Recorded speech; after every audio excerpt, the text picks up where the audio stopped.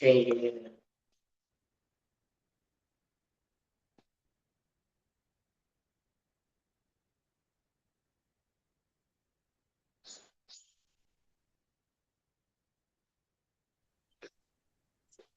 મથેડ વંદામી સ્વામી હા જી સમીરભાઈ. સાતામાં હો એકદમ સ્વામી મથેડ વંદામી સુખ સાતામાં. હા જી.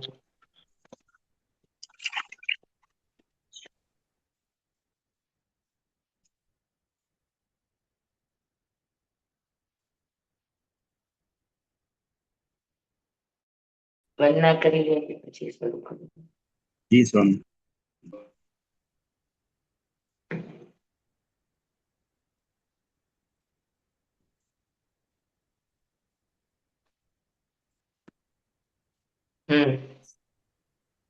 ઈકુતો નમસ્કાર સત્તારેમી સમ્માનેમી કલ્યાણમ મંગલમ દેવ્યમ ચેયમ અજવાસમ સ્વામી નમસ્કારામી સત્તારેમી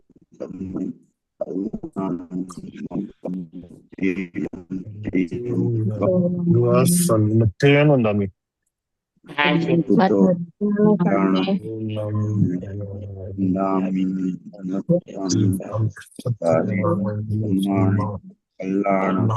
મંગલમ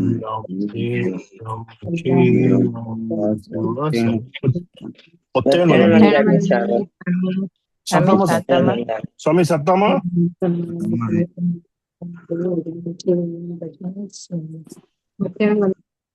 હેલો. હા જી. મથેડ વંદામી. હા હા. નમો રિયંતાણંદ સિદ્ધાણંદ વાયર્યાણંદ નમો વસાણંદ નમો દયેશો વસામણં એસો પચ્ચનમ પ્રાણ સૌ પાવપણાસનમ.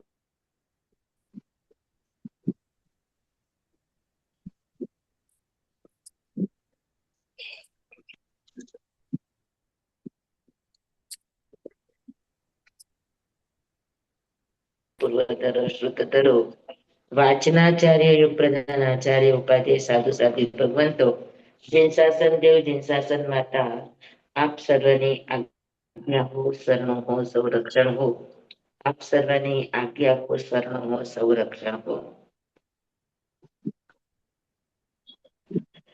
મોક્ષ માર્ગસ્ય નેતારમ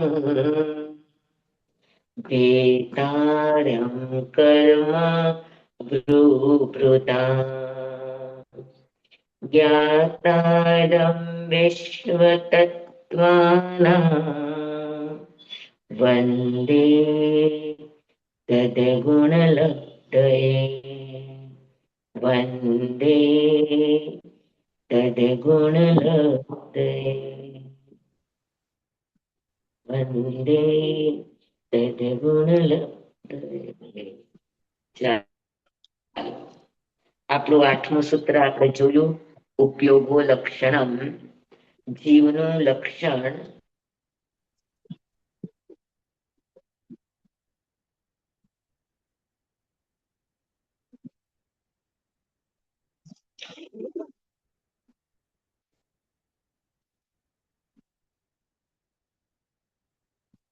શકીએ. આને જોઈ શકતા નથી પણ એને એના ક્રિયાકલાપો દ્વારા આપણે એને જાણી શકીએ છીએ. જેમ કે હવા આપણને દેખાતી નથી રૂપી હોવા છતાં, પણ આપણે એને અનુભવી શકીએ છીએ. એવી જ રીતે જીવ છે એ દેખાતો નથી, અરૂપી છે, પણ એનું જે ચેતના લક્ષણ છે એ આપણને જણાય છે. દેખાય છે તો આપણને દેખાય ને કે ભાઈ કોઈને સુખ થાય છે, કોઈને દુઃખ થાય છે, કોઈ જાણે છે, જુએ છે. તો આ બધા ઉપરથી આપણે કહી શકીએ કે આ કરનારું કોણ છે. આનાથી સુખ થયું તો સુખનું જાણપણું, દુઃખનું જાણપણું, અને અનુકૂળતાનું જાણપણું, પ્રતિકૂળતાનું જાણપણું. આ ચીજ છે, આ ચીજ છે, એ ઓળખ છે. તો આ બધું કરનારું કોણ છે? તો કે આ બધું કરનારું ચૈતન્ય છે. એટલે ઈ એનું બોધરૂપ વ્યાપાર, એ જાણે છે, જુએ છે, એ ક્રિયા ઉપરથી આપણને એનું જીવત્વ હોવાનું આપણને પ્રમાણ મળે છે. હા. એટલા માટે ઉપયોગને લક્ષણ કહેવામાં આવ્યું. જીવમાં ગુણો અનંત છે, પણ અનંત ગુણમાં કોઈ ગુણ હંમેશા હોતો નથી. ક્યારેક હોય, ક્યારેક ન હોય. કોઈ ગુણ એવો હોય કે એના સિવાય બીજા દ્રવ્યોમાં પણ જોવા મળતો હોય. હા, એક ઉપયોગ જ એવો લક્ષણ છે કે જે નાનાથી માંડીને, નિગોદથી માંડીને નિર્વાણ સુધી બધા જ જીવોમાં તમને ઈ ગુણ જોવા મળે. હવે સમજી લો કે તમે જ્ઞાન ગુણ કહો, મતિ જ્ઞાન, સ્વરૂપ જ્ઞાન, જ્ઞાનમાં ન પડે, તો એ બધા જીવોમાં જોવા નથી મળતું. મિથ્યા દ્રષ્ટિમાં જ્ઞાન ગુણ ક્યાં હોય? અજ્ઞાન હોય. સમજામ તમને? તો બધા જ ગુણો બધામાં જોવા મળતા નથી. જ્યારે બોધરૂપ વ્યાપાર, ઉપયોગરૂપ વ્યાપાર તમને બધામાં જોવા મળે. પછી એ મતિ જ્ઞાન રૂપે હોય કે મતિ અજ્ઞાન રૂપે હોય, ચક્ષુ દર્શન રૂપે હોય કે અચક્ષુ દર્શન રૂપે હોય, કોઈ પણ રૂપે હોય, પણ એ ઓછા વધતા પ્રમાણમાં હરેક જીવોની અંદર તમને ઉપયોગ જોવા મળશે. ઉપયોગ એટલે બોધ, અને બોધ એટલે એ જાણે છે, જુએ છે, જાણ્યા જોયા પછી એની પ્રતિક્રિયાઓ કરે છે. આ બધા ઉપરથી આપણને એનામાં જીવત્વ હોવાનું પ્રમાણ મળે છે. એટલા માટે ઉપયોગને લક્ષણ બતાવવામાં આવ્યું. સમજાયું? હવે ઉપશમ ભાવ પણ જીવનું જ લક્ષણ છે, સંયોગક્ષમ ભાવ પણ જીવનું જ લક્ષણ છે, ક્ષાયિક ભાવ પણ જીવનું લક્ષણ છે. બરાબર? પણ બધા જીવોમાં ઉપશમ ભાવ હોય છે. ઉપશમ ભાવ ચોથા ગુણસ્થાનથી શરૂ થાય, તો 1 થી 3 ગુણસ્થાન વાળામાં ક્યાં ઉપશમ ભાવ હોય? બરાબર?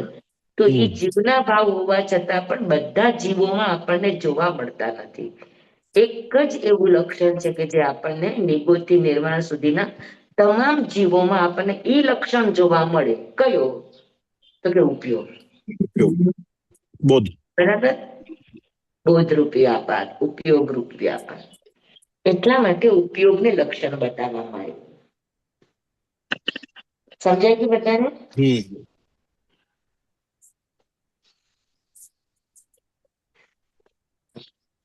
પારિણામિક ભાવ પણ જીવમાં પણ હોય ને અજીવમાં પણ હોય, એટલે એ પણ લક્ષણ ન બની શકે. 9મું સૂત્ર, સ દ્વિવિધોસ્ત ચતુર્ભેદ. સ એટલે તે ઉપયોગ. ઉપરથી આપણે સ એટલે ઉપરથી આગલો કયો વિષય છે? તો કે ઉપયોગનો છે. તો ઉપયોગ એટલે સ એટલે તે ઉપયોગ. દ્વિવિધોસ્ત ચતુર્ભેદ. પેલા એના ભેદ પહેલા કે ઉપયોગ દ્વિવિધો એટલે 2 પ્રકારના છે. ઉપયોગ 2 પ્રકારના છે. કયા કયા? તો કે નામ નથી આપ્યા, પણ આમાં આપી દીધું છે કે અષ્ટ ચતુર્ભેદ. દ્વિવિધો એટલે બોલવામાં હંમેશા સાકાર ઉપયોગ અને અનાકાર ઉપયોગ આવે. સાકાર ઉપયોગ અને અનાકાર ઉપયોગ. તો સાકાર ઉપયોગ થાય પેલા અનાકાર ઉપયોગ અને પછી સાકાર ઉપયોગ, પણ ગણતરીમાં પેલા સાકાર ઉપયોગ આવે. તો સાકાર ઉપયોગ અને અનાકાર ઉપયોગ. તો અષ્ટવિધો એટલે સાકાર ઉપયોગ 8 પ્રકારનો છે, અને દ્વિવિધો અનાકાર ઉપયોગ છે એ 4 પ્રકારનો છે. સદ્વિવિધો એટલે ઉપયોગ 2 પ્રકારના છે. એમાં પેલો છે એ અષ્ટભેદ વાળો છે અને બીજો છે એ ચતુર્ભેદ 4 ભેદ વાળો છે. તો પેલો સાકાર ઉપયોગ શું કામ લીધો? આમ તો જીવને પેલા અનાકાર ઉપયોગ થાય. અનાકાર એટલે દર્શન, નિર્વિકલ્પ, અને જ્ઞાન ઉપયોગ એટલે સવિકલ્પ. તો પેલા તો આપણને બધાને દર્શન પેલા થાય છે, તો પેલા અનાકાર ઉપયોગ લેવો જોઈતો હતો. સાકાર ઉપયોગ કેમ લીધો પેલા? આપણને પેલા સાકાર થી સમજાય ને સ્વામી. આપણને પેલા અનાકાર ઉપયોગ થાય, દર્શન થાય, પછી સાકાર થાય. તો સ્પષ્ટ ના હોય ને દર્શન. સિદ્ધ લોકોને પેલા સાકાર થાય પછી નકાર થાય. સિદ્ધોને પેલા સાકાર થાય હા, પછી આકાર થાય, પણ આપણને પેલા નકાર થાય પછી સાકાર. તમે એકવાર કીધું હતું ને આપણામાં કુતૂહલ વૃત્તિ બહુ હોય એટલે આપણે તરત જ કેમ છે ને કેવું છે ને ક્યાંથી થયું ને એમાં આપણે વિશેષ વધારે રુચિ. ઉપયોગ લગાડી. હા, સાકાર ઉપયોગ એટલા માટે લીધો છે કે છદ્મસ્ત જીવને અનાકાર ઉપયોગ પેલા થાય છે, સાકાર ઉપયોગ પછી થાય છે, પણ જીવ અનાકાર ઉપયોગમાં મિનિટ એક સેકન્ડ પણ નથી રહી શકતો.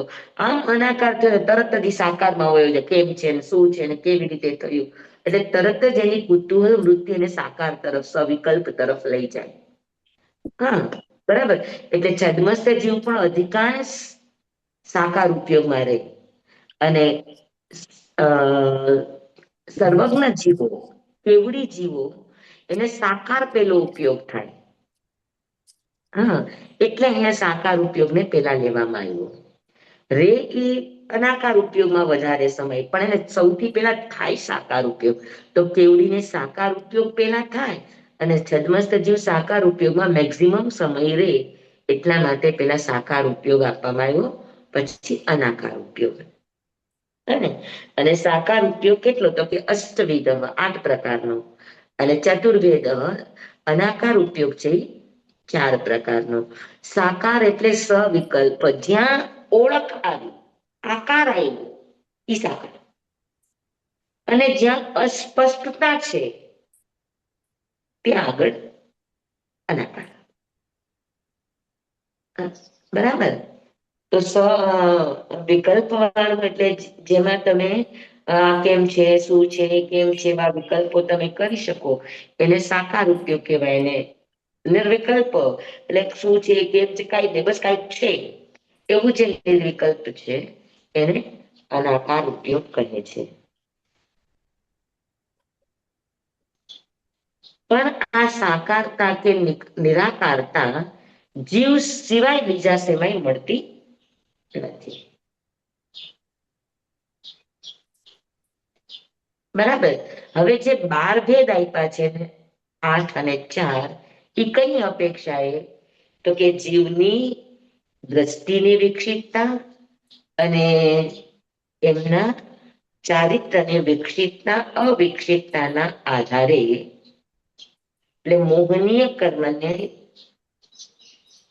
અપેક્ષાએ, મોહનીય કર્મના ઓછા વધતાપણાના અપેક્ષાએ એના 8 ભેદ કરવામાં આવ્યા છે અને દર્શનના 4 ભેદ કરવામાં આવ્યા છે. બરાબર છે. કોઈની દ્રષ્ટિ વિકસિત છે એટલે સમ્યક છે, તો એનામાં જ્ઞાન છે. કોઈની દ્રષ્ટિ અવિકસિત છે કે જેને સમ્યક નથી, મિથ્યા દ્રષ્ટિ છે, તો એને અજ્ઞાન કીધા. બરાબર છે. પછી કોઈની ચેતના, કોઈનો જ્ઞાન ગુણ અને ચારિત્ર ગુણ વિકસિત છે, તો એનામાં મતિ શ્રુત અવધિ મનક પદ એવું જ્ઞાન જોવા મળ્યા. કોઈનામાં નથી તો ખાલી મતિ શ્રુત જ્ઞાન જ જોવા મળે. તો જીવના મોહનીય કર્મના આધારને લઈને અથવા તો ઘાતી કર્મના આધારને લઈને એના જે અંદરના આત્માની શુદ્ધતાના વિકસિત અવિકસિતતાના આધાર ઉપર લઈને જ્ઞાનના 8 અને દર્શનના 4 ભેદ કરવામાં આવ્યા. બાકી ઉપયોગ તો એક જ છે. મતિ જ્ઞાનમાં જે ઉપયોગ છે એ જ કેવળ જ્ઞાનમાં ઉપયોગ છે. ચક્ષુ દર્શનમાં જે ઉપયોગ છે, ચક્ષુ દર્શનમાં જે ઉપયોગ છે એ જ કેવળ દર્શનમાં ઉપયોગ જ છે. પણ ઉપયોગના જે તારતમ્યતા કરવામાં આવી, કોના કારણે આવી, કે જીવની શુદ્ધતાના રેશિયો પ્રમાણે ઓછા વધતા શુદ્ધતાના પરિણામ ભાવોને કારણે એનામાં આ 8 પ્રકાર અલગ અલગ બતાવવામાં આવ્યા. સમજાય ગયું બધાને? જી સ્વામી. હવે આ ભેદ કર્યા હતા કોના ઉપયોગ, તો કે જીવના ભેદ. તો મૂળ વાત આપણી જીવની ચાલી રહી છે. બરાબર. તો જીવનું પેલા લક્ષણ બતાવ્યું. હંમેશા કોઈ પણ વિષયનું વર્ણન કરવામાં આવે ને તો આ એક લેખન પદ્ધતિ છે, અથવા તો આ એક શું કહેવાય વાંચના પદ્ધતિ છે કે સૌથી પહેલા જે વિષય ભાઈ જીવનો વિષય ચાલ્યો હતો તેને સૌથી પહેલા ભાવ બતાવ્યા, બરાબર. પછી ભાવ બતાવ્યા પછી એમણે જીવનું અસાધારણ ભાવ બતાવ્યો કે જીવનું અસાધારણ ભાવ લક્ષણ શું છે તો કે ઉપયોગ છે. તો પેલા જીવનું આખું સ્વરૂપ બતાવ્યું કે જીવ શું કહેવાય. જીવની જ ઓળખ ન હોય તો પછી એના ભેદો અને પ્રભેદો ને ભેદાભેદો ને એનો કોઈ મતલબ નથી. એટલે સૌથી પહેલા જ્યારે કોઈ પણ વસ્તુનું વર્ણન કરવામાં આવે ત્યારે સૌથી પહેલા એનો પાત્ર પરિચય દેવામાં આવે. સૌથી પહેલા એ વસ્તુનો ડેફિનેશન કરવામાં આવે, હા, વ્યાખ્યા કરવામાં આવે, એની પરિભાષા ગોઠવવામાં આવે, એની ઓળખ આપવામાં આવે કે ભાઈ શું હોય જીવ, શું હોય, તમે જીવ કોને કહો છો. અને તો આ રીતે 8 સૂત્ર સુધી જીવના સ્વરૂપનું વર્ણન છે. 1 થી 8 સૂત્ર સુધી જીવના સ્વરૂપનું વર્ણન છે. અને હવે 10મા સૂત્રની અંદર 9 સૂત્ર સુધી 9 સૂત્ર સુધી જીવના સ્વરૂપનું વર્ણન છે. હવે 10મા સૂત્રમાં હવે પછી આગળ આવે કે ભાઈ તમે અમે જીવનું સ્વરૂપ સમજી લીધું, પણ હવે એવા જીવો આખા સંસારમાં કેટલા પ્રકારના છે, એટલે હવે એના ભેદ પ્રભેદ ઉપર આગળ જશે. તો 9મા સૂત્રની અંદર હવે જીવના ભેદની શરૂઆત થાય છે કે જીવના ભેદ કેટલા તો કે સંસારીણો મુક્તાશ્ચ, સંસારીણો મુક્તાશ્ચ, સંસારી અને મુક્ત આવા 2 ભેદ છે. બરાબર. તો હવે સંસારી કોને કહેવાય?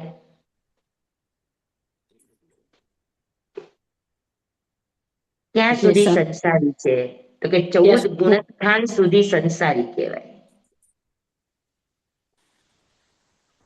1 થી 14 ગુણસ્થાન સુધીના જીવો બધા જ સંસારી કહેવાય. તો સંસારનો અર્થ શું કહેશો તમે? જ્યાં સુધી સિદ્ધ શિલા ઉપર પ્રાપ્ત જતો નથી જીવ ત્યાં સુધી, મુક્તિ શિલા પ્રાપ્ત કરતો નથી. એ વ્યાખ્યા નથી. કસાય સહિત ને શરીર સહિત છે. કર્મ અને શરીરથી યુક્ત છે. અઘાતી કર્મ તો રહે છે ને સાહેબજી 14 ગુણસ્થાન છેલ્લે સુધી. તો એની વ્યાખ્યા શું કરશે? સંસારીની વ્યાખ્યા શું? શરીર છે તો આહાર છે. કર્મ સહિત જે શરીરમાં જીવ રહેલો છે એ સંસારી જીવ.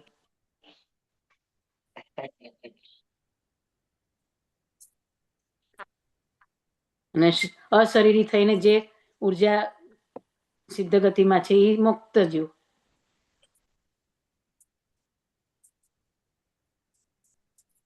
કર્મથી બંધાયેલા છે, 4 ગતિમાં ભ્રમણ કર્યા કરે છે, કરવું પડે એને. સશરીરી જીવ.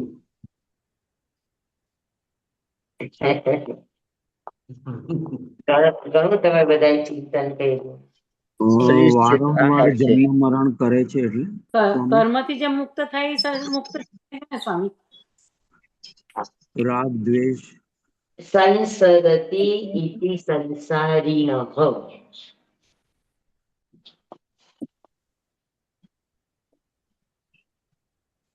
સંસરતિ ઇતિ સંસારીણઃ.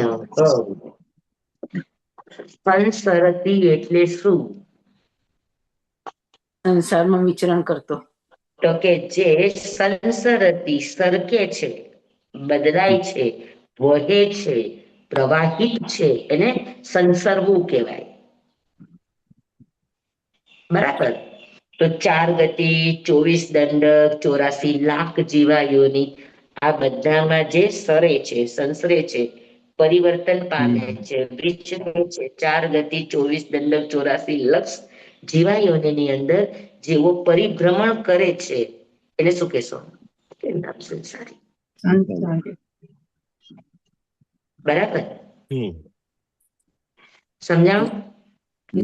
સંસારી એટલે જે સરકે છે, જે સરે છે, જે પરિવર્તન પામે છે, જે પરિભ્રમણ કરે છે એને સંસરવું કહેવાય. સંસરવું એટલે સરકવું, સીધી ભાષામાં. હા, તો જે 4 ગતિની અંદર, 24 દંડકની અંદર, 84 લાખ જીવાયોની અંદર જે શું કરે છે તો કે પરિભ્રમણ કરે છે, સંસાર એટલે બદલાયા કરે છે, સરિયા કરે છે, આજે અહીંયા તો કાલે અહીંયા, કાલે અહીંયા તો આજે અહીંયા, એ રીતે જેનું પરિવર્તન થયા જ કરે છે, તો એને શું કહેશો તો કે એ સંસાર છે. બરાબર. અને દ્રવ્ય સંસાર કહેવાય. બરાબર. તો નરક સંસાર, દેવ સંસાર, મનુષ્ય સંસાર, તિર્યંચ સંસાર, આ 4 પ્રકારના સંસાર ઠાણાંક સૂત્રની અંદર છે કે જીવ એ કર્મ પ્રમાણે દ્રવ્ય કર્મ પ્રમાણે નરક આદિમાં જાય તો એ નરક સંસાર છે. પછી દેવગતિ નામ કર્મ આદિના કે દેવાયુષ્યના કારણે જે દેવગતિના ભવમાં જાય તો એ દેવ સંસાર છે. બરાબર ને. તો એ દ્રવ્ય કર્મના આધારે જે 4 ગતિ 24 દંડકના જે ભવસ્થાનો છે એ ભવસ્થાનોમાં જે સંસરતી સરિયા કરે છે, બદલાયા કરે છે, પરિભ્રમણ કર્યા કરે છે, એને સંસારી જીવ કહેવામાં આવે. બરાબર.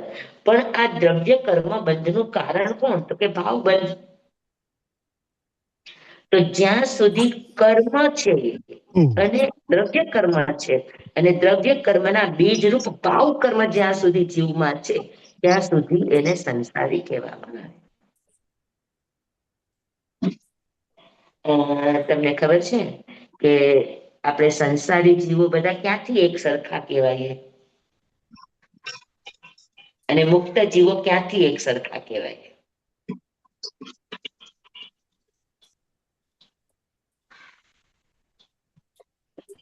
સંસારી જીવો પગેથી એક સરખા.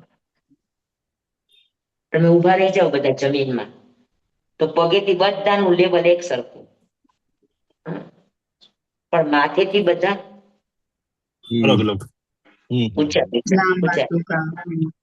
હા, અને સિદ્ધ ભગવાન બધા માથેથી એક સરખા, માથેથી એક સરખા અને નીચેથી અલગ અલગ. ઊંચા. એ કેવી રીતે? ના સમજાણું.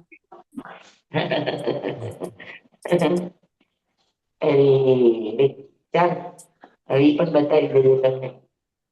પણ પગેથી એક સરખા ન હોય, ન સમજાણું.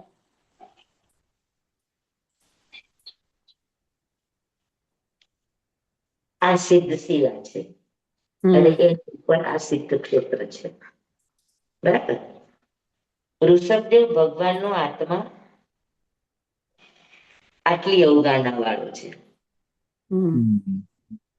મહાવીર સ્વામીનો આત્મા આટલી અવગાહના વાળો છે અને કુવલય કુમાર થયા, સિદ્ધ થયા, એની અવગાહના આટલી છે. અચ્છા, એટલે જ્યાં સિદ્ધ અલોક ચાલુ થાય ત્યાં સુધી લોકો હોય એટલે નીચેથી બધા માથથી સરખા થયા કે નહીં? નીચેથી ઊંચા નીચા છે. વિભાગે હા સમજાણું ને સ્વામી, એ જ મેં કીધું ને કે ઉપરથી કેમ ત્યાંથી અલોક ચાલુ થઈ જાય એટલે ત્યાં અટકી ગયા, તે માથેથી એક સરખા થઈ ગયા. ઉપરથી બધા એક સરખા થયા અને આપણે બધા જમીન ઉપરથી એક સરખા, જમીન ઉપર ઉભા રહી જાય બધાના પગ એક સરખા લેવલમાં. જી સ્વામી. માથેથી ઊંચા નીચા. સંસારી ને મુક્ત નો આ ભેદ છે. જી સ્વામી. હા, કે સંસારી જીવોની અંદર દ્રવ્ય બંધની સાથે સાથે ભાવ બંધ બધાની પાસે ચિત્ર વિચિત્ર છે. કોઈની પાસે આ ભાવ છે તો કોઈની પાસે આ ભાવ છે, પણ સતત એના કષાય અને યોગોના પરિણામો, લેશિયાના પરિણામો એના બદલાયા કરે છે કે નથી બદલાયા કરતા? બદલાયા કરે. બધા અંત મુહૂર્ત જ રહે છે. કોઈના પણ ભાવ લેશિયાના પરિણામો અંત મુહૂર્ત થી વધારે ટકતા નથી. મેક્સિમમ અંતર મુહૂર્ત પછી બદલાય છે, સંસરે છે, અલગ અલગ થાય છે. બરાબર. તો જેના દ્રવ્ય અને ભાવ સતત પરિવર્તન પામતા હોય, બદલાતા હોય, પરિભ્રમણ કરતા હોય, સંસરતા હોય, એને શું કહેવાય તો કે સંસારી કહેવાય. હા, અને કેવડી ભગવાનના બધાના ભાવો એક સરખા હોય. બધાના પછી એ થોડા સમય પહેલા સિદ્ધ થયા હોય કે થોડા સમય પછી સિદ્ધ થયા હોય, પણ બધાના પરિણામની ધારા અભેદ ભાવે વહેતી હોય. તો જેના દ્રવ્ય અને ભાવમાં કોઈ ભેદ નથી, અભેદ ભાવ છે. કેવડી ભગવાનના સેમ ભાવ, હા, કેવડી ભગવાનના પણ એવા જ હોય ને ભાવ તો પછી? કોના? કેવડી જે હજી સિદ્ધ નથી ત્યાં. કેવડી ભગવાનના ભાવો સરખા હોય, પણ દ્રવ્ય ભાવો અલગ અલગ હોય કે ના હોય? કેવડી ભગવાનની પુણ્યની રાશિ અલગ અલગ હોય કે ન હોય? જ્યાં સુધી સંસારમાં છે ત્યાં સુધી કર્મના કારણે, કારણ કે આત્મા છે તો એના અલગ ભાવ હોય, સામાન્ય કેવડી છે તો એનો અલગ ભાવ હોય કે ન હોય? જી સ્વામી. એના ભાવ એક સરખા છે અંદરથી, પણ દ્રવ્ય અલગ અલગ હોય કે ન હોય? જી. જ્યારે મુક્તના દ્રવ્ય ભાવ બધું એક સમાન હોય. દ્રવ્ય જી બંધ સ્વામી. જ નથી, ભાવ બંધ જ નથી, તો એક સરખું છે. હજી આ લોકો બરાબર. અને કેવડી ભગવાન પણ હજુ કર્મ બાંધે છે કે નથી બાંધતા? સંસારમાં છે ત્યાં સુધી કર્મ બાંધે છે કે નથી બાંધતા?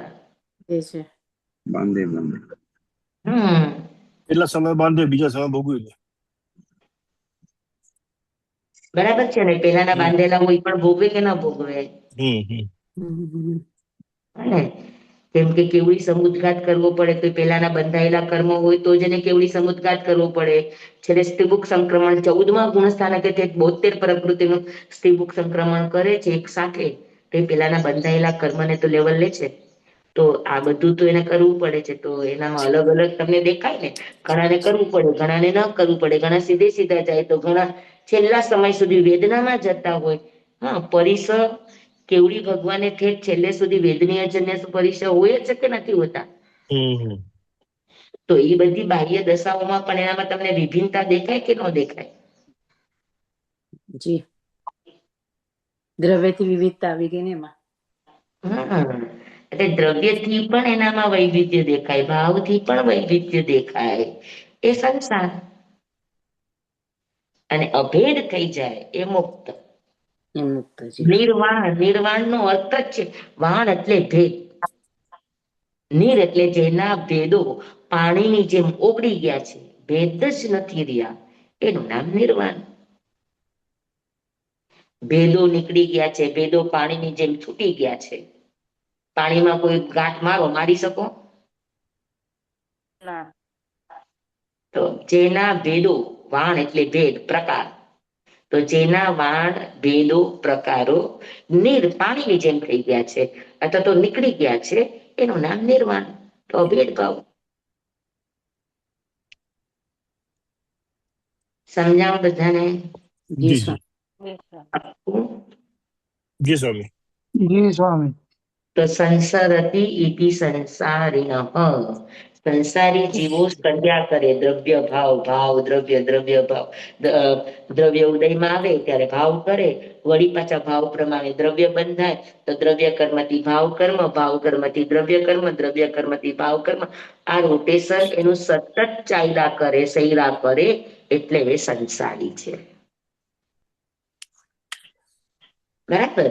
અને મુક્ત જીવો છે જે દ્રવ્ય અને ભાવ તમામ કર્મોથી મુક્ત થઈ ગયા છે. હવે જેનામાં ઈ સર્વાપણું નથી, એનું નામ મુક્ત. જી સ્વામી. સમજાય ગયું બધાને? જી સ્વામી.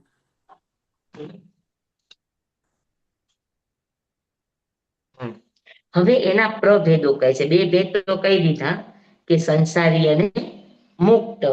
હવે સંસારીના ભેદો શું છે એ સમજાવશે. તો 11મું સૂત્ર છે, સમનસ્કાહ અમનસ્કાહ. સમનસ્કાહ અમનસ્કાહ એટલે સંસારી જીવ બે પ્રકારના છે. મનસ્કાહ એટલે મનવાળા, અને અમનસ્કા એટલે મન વગરના. બરાબર.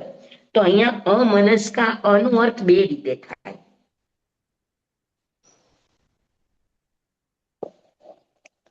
એટલે બિલકુલ જેની પાસે મન નથી, એટલે મન વગરના. અને અનુ એવું થાય કે જેનામાં દ્રવ્ય મન ન હોય પણ ભાવ મન હોય. એક મન છે એની પાસે, ભાવ મન. કેમ કે દરેક જીવને પોતાના સુખ દુઃખ ની ખબર પડે છે કે નથી પડતી? પોતાના બચાવની ખબર પડે છે કે નથી પડતી? બચી શકે ન બચી શકે અલગ વાત છે, પણ બચાવની ખબર પડે કે ન પડે? હા, જેવા શાકભાજી પાસે છરી લઈને જાઓ તો એને ખબર પડે છે કે મને મારવા આવે છે. એ પોતાના આત્માને સંકોચે ખરો બચવા માટે, બચી નથી શકતો, પણ બચવા માટે એ અંદરથી એ તમને જણાય તો ખરો. જે કેવડી હોય જાણી શકે કે જો આ ડરી રહ્યો છે, એનામાં ભય છે, છરી જોઈને ભય આવ્યો છે એને. તો એને ખબર છે નથી પડી? મન છે એટલે. હા, પછી એક જ ઝાડ, 3 ઝાડના છોડવા છે, આપણે પ્રયોગ થયા છે. એક માણસે ઝાડના છોડવાને ઉખાડી નાખ્યો, એકે પ્રેમ કર્યો, એકે કાંઈ ન કર્યું. તો એ પ્રતિભાવો મશીનની અંદર પકડાણા, તો જે ઝાડવાના છોડને ઉખાડી નાખ્યો તો એ વ્યક્તિ જેવો ગયો એટલે એવો એ એકદમ ધ્રુજવા માંડ્યો, એકદમ લાલ ચોળ થઈ ગયો, એટલે પણ એકદમ ગુસ્સો આવ્યો. તો એના મારનારાને કેવી રીતે ઓળખી શક્યો? એની પાસે એવું શું છે કે જેનાથી ઓળખી શક્યો કે આ વ્યક્તિએ મને માર્યો છે? ભાવ મન છે. ભાવ મન છે. ભાવ મન અને સૂક્ષ્મ મનમાં પણ ફરક સ્વામી? દ્રવ્ય મન અને ભાવ મન. દ્રવ્ય મન અને ભાવ મન. નહીં, સૂક્ષ્મ મન અને ભાવ મનમાં ફરક? દ્રવ્ય એ બધા કહેવા માટે અલગ અલગ ભેદો છે. મનને તમે જેટલું ઊંડાણમાં લઈ જઈ શકો, સૂક્ષ્મ બનાવી શકો, એ પછીની વાત છે. પણ મનના 2 ભેદ છે, સમનસ્કા, અમનસ્કા. મન વાળા અને મન વગરના. અને મન વગરના છે એ પણ ભાવ મન વગરના નથી. દ્રવ્ય મન એની પાસે નથી, ભાવ મન તો એની પાસે પણ છે. અવિકસિત પણ પોતાના સુખ દુઃખ પૂરતું તો એની પાસે ભાવ મન છે. ભલે વિવેકરૂપ ભાવ મન એની પાસે ન હોય, પણ તદ્દન મન વગરનું ન હોય. અને તદ્દન મન વગરનું માનવું તો એ કેવી રીતે ઓળખી શકે છે પોતાના વેરીને, પોતાના દુશ્મનને, પોતાના પ્રેમીને? હા, એ બધું ઓળખી શકે છે. ભગવાન પગ ધરે તો કાંટાને ઊંધા થવાનું કોણે શીખડાવ્યું? ભગવાન પગ ધરે તો બધી જ વનરાઈને આખું ખીલવાનું કોણે કીધું? ભગવાન પગ ધરે અને નદી 2 કાંઠે વહે તો પાણીને વધવાનું કોણે કહ્યું? તો આ બધું જે આપણે સાંભળ્યું છે, આપણે બોલીએ છીએ, તો એનો અર્થ એ છે કે એનામાં પણ એવી સૃષ્ટિ છે, એ ઓળખે છે કે અમને મૈત્રી દેનારો, અમારી સાથે આત્મભાવ રાખનારો વ્યક્તિ આવ્યો છે, તો અમે એની માટે પણ કુરબાન થઈ જઈએ. હા, અને આખી નિસર્ગ એની સેવામાં છે. યોગી પુરુષો હોય તો નિસર્ગ એની સેવામાં હોય. હા, નિસર્ગ આખી બદલાઈ જાય. તો આ બધું શું કહેવાય? તો એની પાસે કાંઈક તો એવી ઓળખ છે કે નહીં કે આ યોગી પુરુષ છે, તેના વચનને ઝીલવું. આ નકામો માણસ છે, તો એ ગમે એટલું કે તો નિસર્ગ બદલાય નહીં. તો આ બધું યાદ રાખનારું, આવી બધી અસર કરનારું કોણ છે? તેની પાસે કંઈક તો છે. તમને તો આપણને અંદાજ આવે કે ન આવે? એટલે જ એને વેદન થાય છે ને સ્વામી. એટલે એનામાં ભાવ મન છે. સંજ્ઞાની ખબર પડે છે, આહાર સંજ્ઞા, ભય સંજ્ઞા, મૈથુન સંજ્ઞા, પરિગ્રહ સંજ્ઞા, 4 સંજ્ઞા છે. તો સંજ્ઞાના ભાવોની પણ એને ખબર તો પડે જ છે. તો એટલું તો એનામાં મન છે કે નહીં? ભલે વિકસિત મન નથી, પણ પોતાની સંજ્ઞાને પોષવા પૂરતું, પોતાની જરૂરિયાતોને પૂરી કરવા પૂરતું, અથવા તો પોતાના સુખ દુઃખને પૂરતું એની પાસે મન છે કે નથી? મન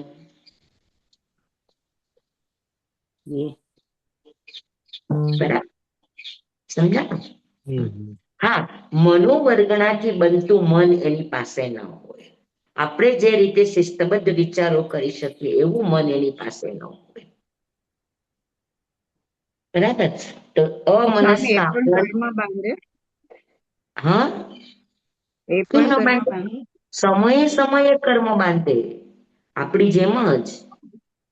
હા હા પણ એ કર્મ બાંધે, એના કર્મ એટલા લાંબી સ્થિતિના ન હોય. પણ હા કર્મ તો બાંધે છે, કર્મ બાંધે. કેમ કે વેદન થતું હોય ચોપડામાં શીખાશે, રેખાબેનને ખબર હશે કે એકેન્દ્રિય જેવું વધુમાં વધુ કેટલાક સાગરૂપમનું કર્મ બાંધે. તો એ બધી વિધિઓ છે, લખાણ છે આપણે ત્યાં આગળમાં. તેના ઉપરથી આપણને ખબર પડે કે જેટલી જેની પાસે ઇન્દ્રિયોની વિકસિતતા વધારે, જેટલી ભાવમનની વિકસિતતા વધારે, એટલી કર્મ બંધનમાં પણ એની તીવ્રતા વધારે આવે. હમ આજે 70 ક્રોડા ક્રોડી કીધી છે તો સંઘની પંચેન્દ્રિય જ બાંધે છે, સંઘની બાકી સંઘની પંચેન્દ્રિય જ બાંધે, એકેન્દ્રિય જીવ ન બાંધે. પછી આવી રીતે નામ કર્મ ને બી જે કીધી છે 20 ક્રોડા ક્રોડી એકેન્દ્રિય કોઈ નથી પણ બાંધતા કર્મની નામ. ઉત્કૃષ્ટ સ્થિતિ સંઘની જીવ સિવાય કોઈ ન બાંધે. સ્વામી એકેન્દ્રિય જીવ જે છે, તમે હા કીધું કે છોડી લઈને આવે તો એને ખ્યાલ આવે કે મને મારવા આવે છે. એને એકેન્દ્રિય છે તો એને ખ્યાલ કેવી આવે કે કોઈ છોડી લઈને આવે છે? ભાવમનથી. ભાવમન, ભાવમન. અચ્છા, કારણ કે ચક્ષુન્દ્રિય તો હોય નહીં. અચક્ષુ દર્શન. ચક્ષુ દર્શન.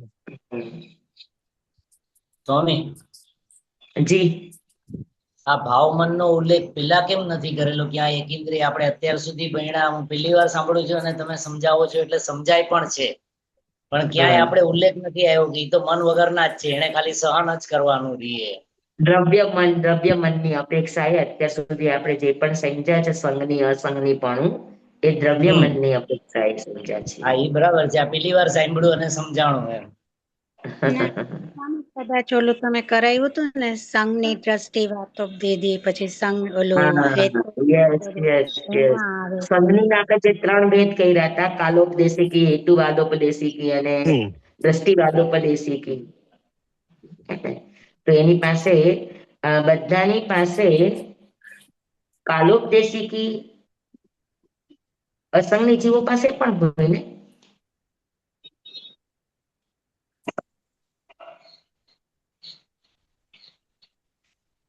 સમજાય ગયું બધાને? જી અહો સ્વામી. પ્રદીપભાઈ. હાજી. બરાબર. તો દરેક અસંગની જીવો પાસે પણ, એટલે અસંગની શબ્દ છે, અશબ્દ છે ને એ નિષેધમાં પણ આવે, અને અશબ્દ છે એ અલ્પમાં પણ આવે. અનો બે રીતે અર્થ થાય.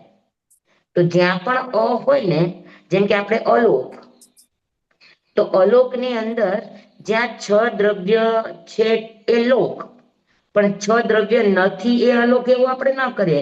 6 દ્રવ્યમાંથી એક દ્રવ્ય તો છે જ અલોકમાં, આકાશ અસ્તિક. આકાશ. બાકીના દ્રવ્ય નથી, એટલે અલોક કીધું.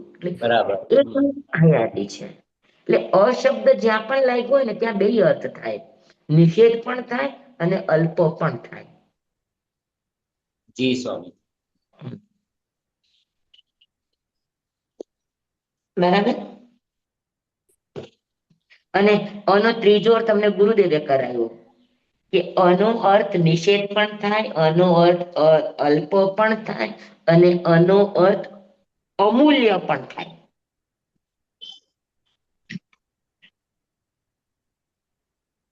સ્વામી આમાં બી તમે અનંત કીધું હતું, અસાર, સંસાર અસાર છે એટલે તમે કીધું હતું કે સાર નહીં પણ અનંત સાર એમ. અમૂલ્ય સાર છે, અમૂલ્ય સાર છે, કે સંસારમાં જે સાર જોવા મળે એવો સાર તો આપણને બીજે ક્યાંય જોવા ન મળે. વેરી ગુડ, તમે યાદ રાખ્યું છે, ખૂબ સરસ. એટલે અના અર્થ 3 ગુરુદેવ કરે. એટલે અલ્પ પણ થાય, એટલે નિષેધ પણ થાય, અને એટલે અમૂલ્ય પણ થાય. આપણે ગીત ગાઈએ કે એક શબ્દના અનંત ભેદો છે, અનંત ગમા છે, અનંત નય છે, અનંત નિક્ષેપ છે. આપણે એક જ અર્થ પકડીને કેમ બેસવાનું? જેટલા જેટલા શક્ય છે બધા જ અર્થો આપણે ઘટાડવાની કોશિશ કરવાની. અનંતના ગુરુદેવ 2 અર્થ કરે, કે અનંત એટલે જેનો અંત ન હોય એ પણ અનંત કહેવાય, અને અનંત એટલે જેનો અંત અનિશ્ચિત હોય. ક્યારે થશે, કેવી રીતે થશે, એ જેનું નિશ્ચિત નથી એને પણ અનંત કહેવાય. એ અમે અહીંયા ગુરુદેવ પાસે આવ્યા પછી જ શીખ્યા. પેલા તો એમ જ કહેતા કે જેનો અંત ન હોય. તો આપણે અનંતમાં જ જઈએ ને. હા, આપણે અનંતાનું બંધીમાં બેઠા છીએ એટલે અનંતમાં જ છે. હા, અનંતાનો બંધીનો અર્થ જ કે જેનો બંધ અનંત છે. અનંત એટલે ક્યારે ક્યાં સુધી ચાલશે ખબર નથી. આપણો પુરુષાર્થ ઉપડે ને બંધ પણ થઈ જાય, અનિશ્ચિત છે.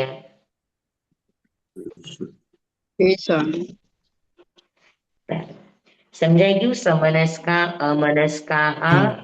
સમનસ્કા એટલે મન, મન એટલે મનવાળા, મન સહિત, અને અમનસ્કા એટલે મન રહિત, મન વગરના. પણ મન વગરના એટલે આપણે સમજી લેવાનું કે સાવ મન વગરના નહીં, એને સંજ્ઞાની ખબર પડે છે. એકેન્દ્રિય જીવમાં પણ ઓછા વધતા બંધ છે. તો એનો અર્થ એ છે કે એના ભાવોમાં ક્યાંક પણ ઓછા વધતા પણ હશે, એના કારણે એને થાય એ રીતે. તો આપણું 11મું સૂત્ર છે સમનસ્કા અમનસ્કા. કેમ કે સંસારીનો મુક્તાશ છ, તો સૌથી પહેલા સંસારીની વાત છે એટલે હવે સંસારીના ભેદ કહીએ છીએ. આપણે આ તત્વાર્થ સૂત્ર પહેલેથી જ કહ્યું છે કે તત્વાર્થ સૂત્ર એ ઓલા શ્રાવકની જિજ્ઞાસા છે. એ એક એક પ્રશ્ન કરતા જાય છે અને ઉમા સ્વાતીજી એક એકના જવાબ દેતા જાય છે.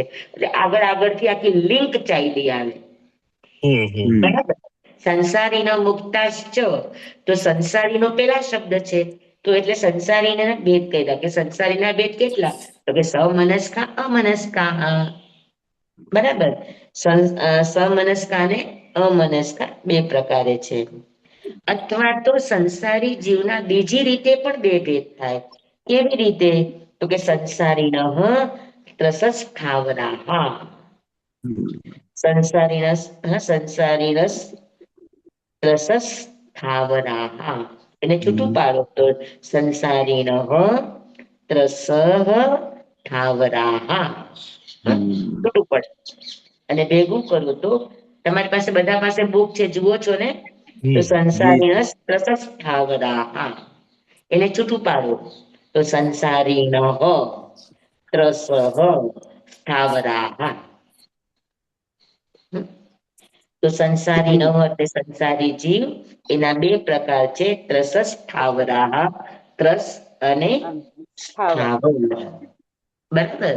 ત્રસ અને સ્થાવર આ બે ભેદ છે. હવે તમે બધા સ્નાતક છો એટલે મારે તમને એ બધાને શીખડાવવું પડે એવું નથી કે ત્રસ કોને કહેવાય ને સ્થાવર કોને કહેવાય. અહીંયા આગળ ત્રસનો અર્થ ખાલી એટલો છે કે ગતિશીલ જીવો છે એને ત્રસ કહેવાય. હા, અને જે સ્થિર જીવો છે એને સ્થાવર જીવો કહેવાય. જે પોતાની મેળે ગતિ કરી શકતા નથી એ સ્થાવર, અને જે પોતાની મેળે ગતિ કરી શકે છે એ ત્રસ. બરાબર. ખરેખર પણ એનો અર્થ એવો થાય કે ત્રસ કોને કહેવાય? તો કે ત્રાસનો અનુભવ તો બધા જીવોને થાય છે. કેન્દ્રિયથી લઈને પંચેન્દ્રિય જીવને દુઃખ તો થાય જ છે, ત્રાસનો અનુભવ તો થાય છે. પણ ત્રાસનો અનુભવ થયા પછી જે બચાવ કરી શકે છે, બચાવ કરવા માટે પ્રયાસ કરી શકે છે એ ત્રસ, અને બચાવ માટે પ્રયાસ કરી શકતા નથી એ સ્થાવર. મૂળ વ્યાખ્યા આ છે, પણ અહીંયા આગળ એ વ્યાખ્યા નથી. અહીંયા આગળ ત્રસ એટલે જે પોતાની મેળે ગતિ કરી શકે છે એ ત્રસ, અને જે પોતાની મેળે ગતિ કરી શકતા નથી એ સ્થાવર.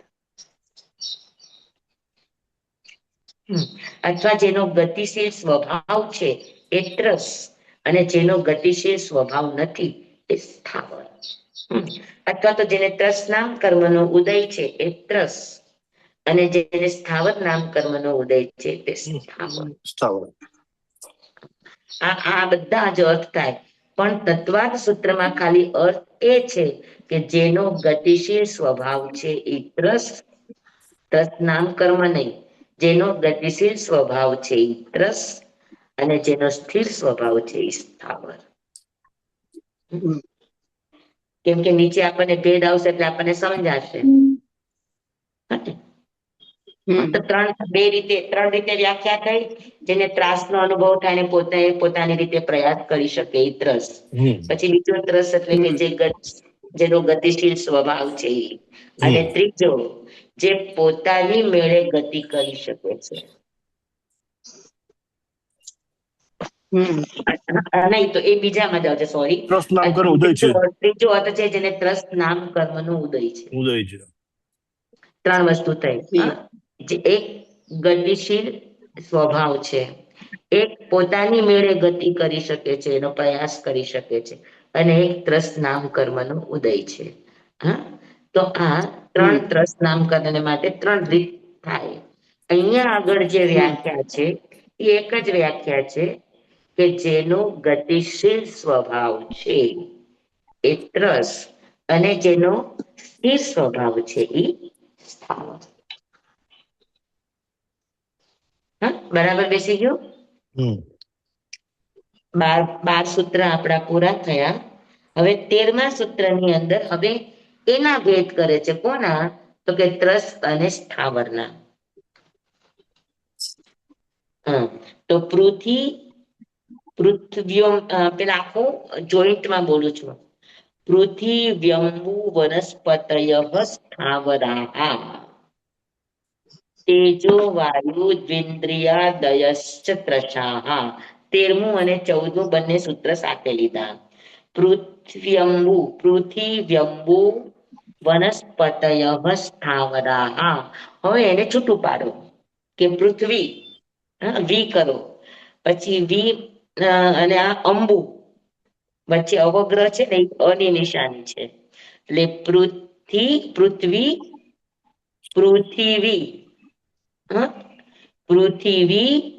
અંબુ વનસ્પતયઃ સ્થાવરાઃ. પૃથ્વી, અંબુ એટલે પાણી, અને વનસ્પતયઃ એટલે વનસ્પતિ. પૃથ્વી, પાણી અને વનસ્પતિ આ ત્રણ સ્થાવરાઃ. આ ત્રણનો સ્વભાવ કેવો છે? તો કે સ્થિર સ્વભાવ છે, ગતિશીલ સ્વભાવ નથી. પોતાની મેળે ગતિશીલ સ્વભાવ નથી. સમજાવ બરાબર? પૃથ્વી, અંબુ એટલે પાણી, અને વનસ્પતયઃ એટલે વનસ્પતિ. તો પૃથ્વી, પાણી અને વનસ્પતિ આ ત્રણેય સ્થિર સ્વભાવશીલ છે, એટલે સ્થાવર છે. તેજો વાયુ દ્વિન્દ્રિયાદયશ્ચ ત્રસાઃ. તેજો એટલે અગ્નિ, વાયુ, દ્વિન્દ્રિયાદયશ્ચ એટલે બે ઇન્દ્રિય આદિ, દ્વિન્દ્રિયાદયશ્ચ તે દ્વિન્દ્રિયાદયઃ ચ ત્રસાઃ. બે ઇન્દ્રિય આદિ એટલે બે ઇન્દ્રિય, તેન્દ્રિય, ચોરેન્દ્રિય અને પંચેન્દ્રિય. આ બધા ત્રસાઃ એટલે ત્રસ છે. બરાબર? હવે આમાં આપણે છૂટું પાડશું કે તેજો અને વાયુ, અગ્નિ અને હવા આ બંને ત્રસ ખરા, પણ કેવા ત્રસ? ગતિશીલ સ્વભાવથી ત્રસ નામ કર્મથી ત્રસ, કે ત્રાસનો અનુભવ થવાથી પોતે પોતાની મેળે બદલી શકે ઈ ત્રસ. કેવા ત્રસ છે?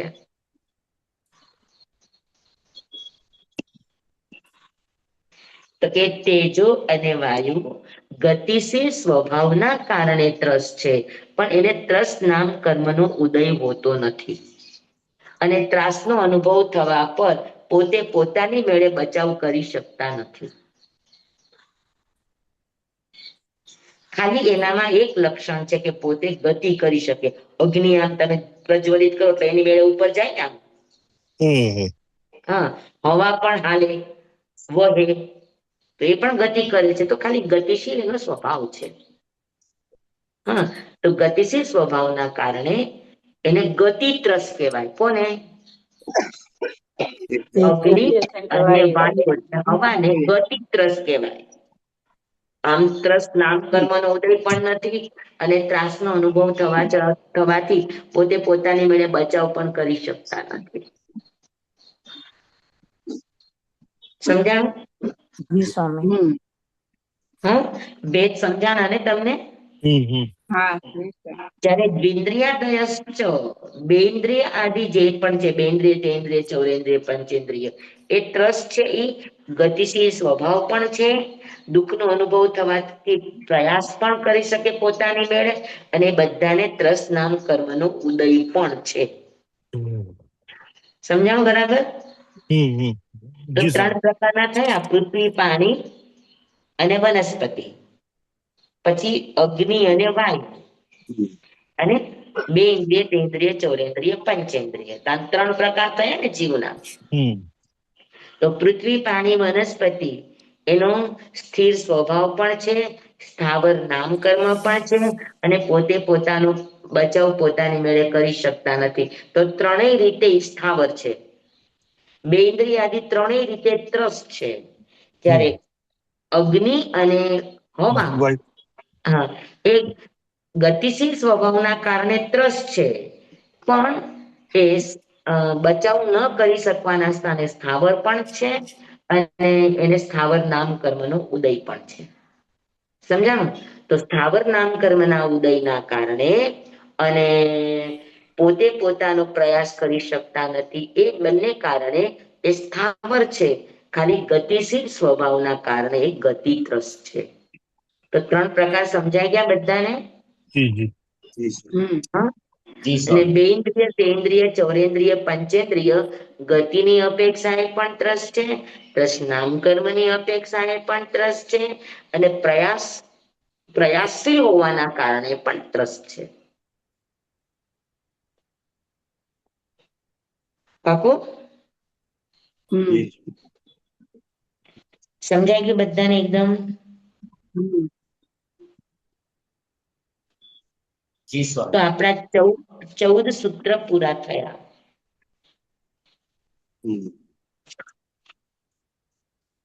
બરાબર? એટલે આમ તમારે ભેદ કરવા હોય તો કરી શકો ત્રસના, કે ગતિ ત્રસ અને લબ્ધિ ત્રસ. હા, તમારે ભેદ કરવા હોય તો કરી શકો, કે તમારે ત્રસના અને સ્થાવરના ભેદ કરવા હોય તો કઈ રીતે કરી શકો? તો કે ગતિ ત્રસ અને લબ્ધિ ત્રસ. તો બે ઇન્દ્રિય, તેન્દ્રિય, ચૌરેન્દ્રિય, લબ્ધિ ત્રસ. લબ્ધિ ત્રસ એટલે કોને કહેવાય? તો કે જે પોતાનો બચાવ પોતાની રીતે કરી શકે, પ્રયત્ન કરી શકે, એ લબ્ધિ છે. હા, અને જે સ્વાભાવિક રીતે હલન ચલન કરી શકે છે પોતાની રીતે, તો એ રીતે પણ એ ત્રસ્ત નામ કર્મ છે, તો લબ્ધિ ત્રસ્ત છે. તો વિકલેન્દ્રિય થી લઈને પંચેન્દ્રિય સુધી બધા લબ્ધિ ત્રસ્ત છે. હા, અને તેજો, વાયુ આ બંને ગતિ ત્રસ્ત છે. બાકી લબ્ધિ થી કેવા છે? તો કે લબ્ધિ થી બંને સ્થાવર છે. હા, સમજાય ગયું બરાબર બધાને? પાકું? હા, હવે આગળ બધા ભેદો આવશે એક એક ના. હા, હવે સૌથી વધારે બેન્દ્રિય, તેન્દ્રિય, ચૌરેન્દ્રિય ની અંદર પંચેન્દ્રિયના ભેદો છે. એટલે હવે પંચેન્દ્રિયના 15મા સૂત્રની અંદર પંચેન્દ્રિયાણી એમ કરીને સૂત્ર આપશે, અને પછી પંચેન્દ્રિયના ભેદો કરશે. હા, 5 ઇન્દ્રિય વાળા એવી રીતે કરશે. તો આગળથી 15મા સૂત્રથી વિષય આખો આપણો અલગ આવશે. તો આજે આટલું રાખીએ.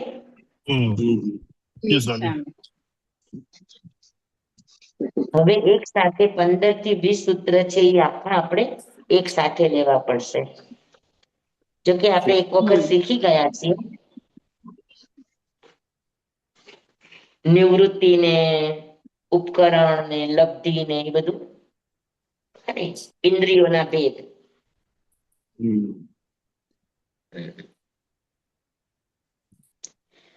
હા, એટલે હવે અહીંયા એકેન્દ્રિય, બેન્દ્રિય, તેન્દ્રિય એ ભેદો થઈ ગયા. હવે ખાલી ઇન્દ્રિયો થઈ ગયા. એટલે એમ શ્રાવકનો પ્રશ્ન છે કે ભાઈ દ્વિન્દ્રિયાદયશ્ચ ત્રસઃ કીધું, તો ઇન્દ્રિયો શું છે? એમ પ્રશ્ન છે. એટલે એ પ્રશ્નના જવાબમાં કહેશે ભાઈ પંચેન્દ્રિયાની ઇન્દ્રિયો 5 છે. પછી ઇન્દ્રિયો 5 છે તો ઇન્દ્રિયો કેટલા પ્રકારની, એવા ભેદો કરીને આગળ નિવૃત્તિય અને એટલે દ્રવ્યેન્દ્રિય અને ભાવેન્દ્રિય એવા 2 ભેદ કરશે. પછી દ્રવ્યેન્દ્રિયના 2 ભેદ, ભાવેન્દ્રિયના 2 ભેદ, એવી રીતે કરશે. સમજાયું બરાબર? જય સ્વામી. જીવના પ્રકારો પૂરા થઈ ગયા. આ પ્રશ્નોમાંથી પ્રશ્નો છે. હા. કે સ્થાવર એને સમજાઈ ગયા, ચોખ્ખા નામ છે પૃથ્વી, પાણી, અગ્નિ, વાયુ, વનસ્પતિ. પણ 2 ઇન્દ્રિય, 3 ઇન્દ્રિય, 4 ઇન્દ્રિય, પંચેન્દ્રિયમાં કોઈ જીવના નામ નથી, ખાલી ઇન્દ્રિય છે. તો ભાઈ એને પ્રશ્ન થયો કે ભાઈ આ તમે ઇન્દ્રિય કહો છો, ઇન્દ્રિય શું છે? એટલે કે છે કે ઇન્દ્રિયો 5 છે.